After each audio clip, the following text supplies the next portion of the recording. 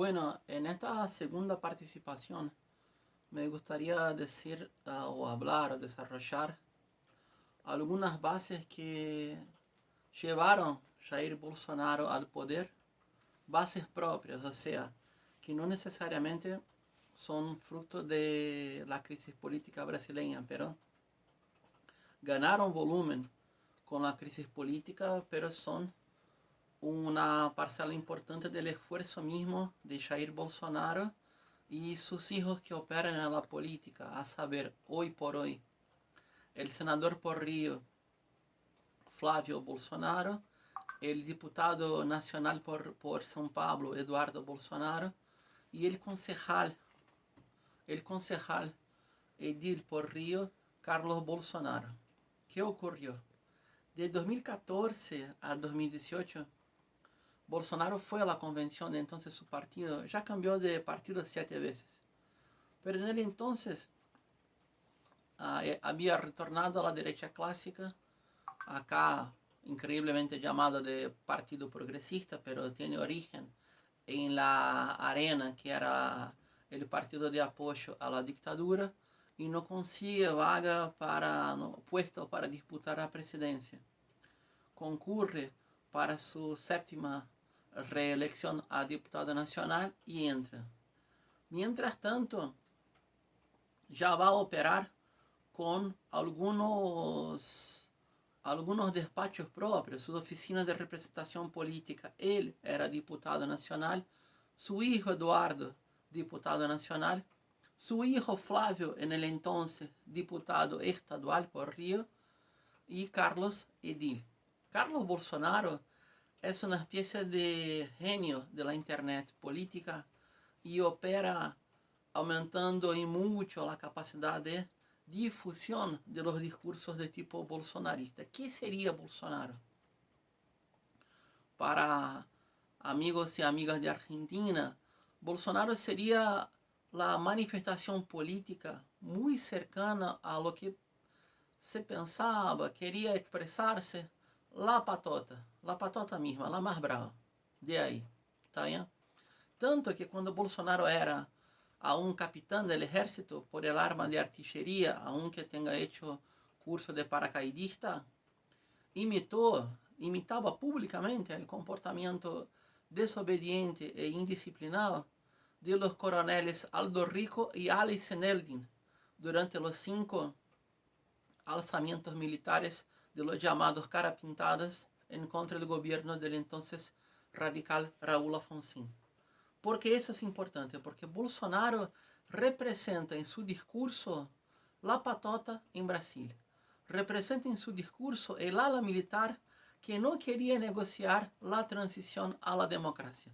Representa en su discurso, y lo hace de pecho abierto, la violencia policial, los exterminios, el asesinato en circunstancias dudosas, todo lo que implicó la política policial de la dictadura militar para una especie de control del enemigo interno. Y para eso fueron recreadas, yo diría, creadas otra vez más, las policías militares estaduales como en Argentina, pero que operan como si fuera un ejército de ocupación, incluso con rangos militares clásicos, con oficiales y plazas y sargentos soldados. Lo que no tiene son generales. No hay una policía general nacional militarizada en Brasil como la hay en Chile con los carabineros, o en Bolivia, o en Colombia, o quizá en Ecuador. Bueno, ¿qué implica eso? Implica que Bolsonaro representa todo un discurso de odio y prácticas de violencia policial, de defensa del así llamado ciudadano de bien, que para eso tendría una capacidad de legislar para lo que dicen la ultraderecha en Brasil, creando excluyentes de ilicitud, o sea, por un acto de legítima defensa no habría ningún grado de ilicitud, ni siquiera para la violencia policial. Esto generó un caldo de cultura como si Bolsonaro fuera el vocero de la mayoría silenciosa. No es mayoría, es medio a medio, pero Brasil sería el segundo mayor país afrodescendiente del mundo, pero si apretamos un poco, casi la mitad de los brasileños es socialmente blanca. Aunque tengamos situaciones muy raras, como en Argentina, los árabes descendientes de ahí, como yo aquí, somos socialmente blancos, aunque no tengamos origen europea. Y así sigue. Bueno, otra fuerza muy importante de Bolsonaro fue la difusión de una filosofía berreta, farsante, trucha, lo que quiera. En la jerga de la política hay sobrenombres de todos los tipos para decir. De un tipo que sería un astrólogo, ya fue un crítico cultural, se bandió para Estados Unidos, se cree filósofo y se llama Olavo de Carvalho.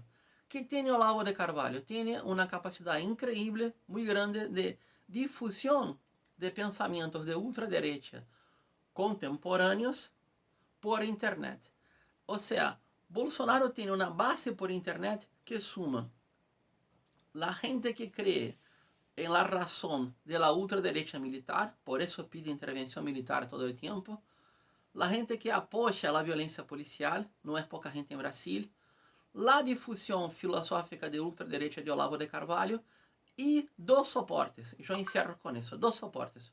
Un soporte sería un acuerdo que hizo Bolsonaro con la mayoría de las empresas de explotación de la fe ajena. Un producto muy brasileño, una versión brasileña de los neopentecostales yanquis. Aquí hay un montón de iglesias así, iglesias, incluso con control de canales de televisión abierta en red nacional. La otra parte es un acercamiento de Bolsonaro a una fracción de los ultraliberales. Tanto así lo es que su ministro de Economía y todo su equipo de economía obedece a su ministro, que es un Chicago Boy. Pero Chicago Boy de la planta, de raíz. Paulo Guedes trabajó, leccionó economía en Chile, en dictadura, bajo el régimen de Pinochet. Es muy cercano a los economistas clásicos del pinochetismo chileno. O sea, estamos sumando, para que ustedes lo sepan, violencia policial, elogio a la dictadura militar o intervención militar, creencias neopentecostales, filosofía de ultraderecha y pensamiento económico ultraliberal de tipo Chicago Boy. Es la suma de lo peor de lo peor. Eso no explica la base electoral concreta de Bolsonaro en Río, que tiene mucho más que ver con un aumento de las bandas parapoliciales muy semejante al uribismo en Colombia, pero sería otro tema, otro debate. Gracias por acompañar. Saludos desde el sur de Brasil, Bruno Lima Rocha.